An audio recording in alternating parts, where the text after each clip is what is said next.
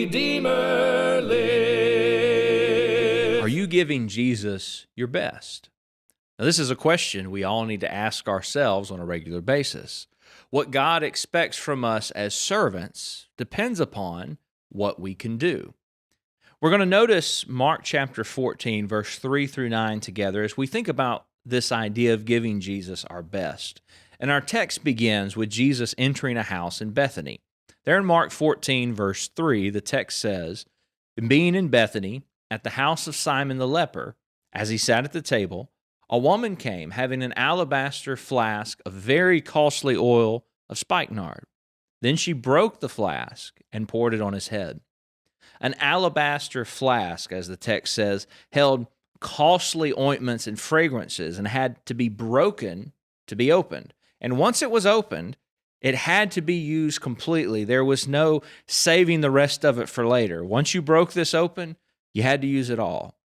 Continuing on now in Mark 14, verse 4 through 5, it says, "But there were some who were indignant among themselves, and they said, 'Why was this fragrant oil wasted? It might have been sold for more than 300 denarii and given to the poor.' And they criticized her sharply."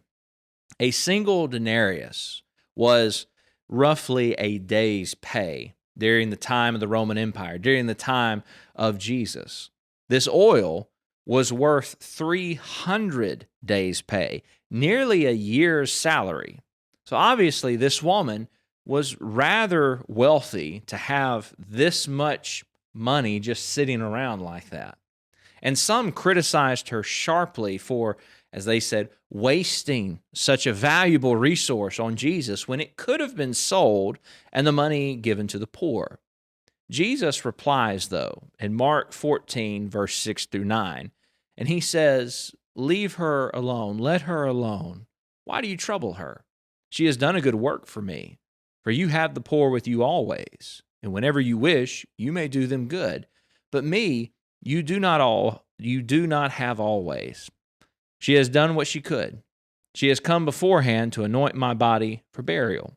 Assuredly, I say to you, wherever this gospel is preached in the whole world, what this woman has done will also be told as a memorial to her." I don't know if this woman understood everything Jesus was about to do and everything he was about to face, but one thing seems clear. She understood he was about to die. Knowing that Jesus was soon to die, she did what she could for the Lord while she had the opportunity. And as a result, what she did for Jesus continues to be told as a memorial to her. So as we think about applying this to ourselves, learning from this, taking something from this, the point of this section of Scripture is not necessarily you have to give a year's salary to Jesus. The point is found in the Lord's response to what the woman did. He said she has done what she could. Not everyone could do what this woman did. Not everyone had a year's salary sitting in an alabaster flask. The application for you and me is this: what can we do for Jesus? What are we capable of doing for the Lord? And the follow-up question that we must ask ourselves is, are we actually doing what we can do for the Lord? Maybe you don't have a year's salary lying around to give back to God. Could you use your talents and your abilities perhaps to teach a class?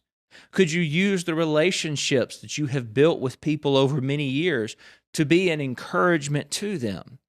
Could you use your social media pages as a tool to spread the gospel to others? We often focus on what we can't do, when we ought to focus on what we could do. Have you done what you could for the Lord? Centered on Christ is emailed as an article 5 days a week. Click the link in the description if you want to start receiving Centered on Christ to help with your daily Bible study.